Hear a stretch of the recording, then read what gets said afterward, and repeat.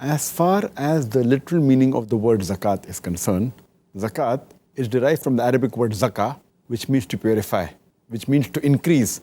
It also means blessings and goodness. So zakah means purification or cleanliness, increase.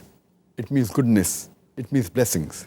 In Islamic Sharia, zakah is an obligatory charity which every Muslim who has a saving or a surplus wealth which has reached the nisab level or above that and stays with him for one complete lunar year or one hijri year, he should give zakat on that surplus wealth, which is most of the time 2.5%.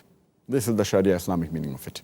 And Allah subhanahu wa ta'ala says in the Quran, in Surah Tawbah, chapter number 9, verse number 103, take alms or give charity, give zakat from the wealth so that it will purify and sanctify them.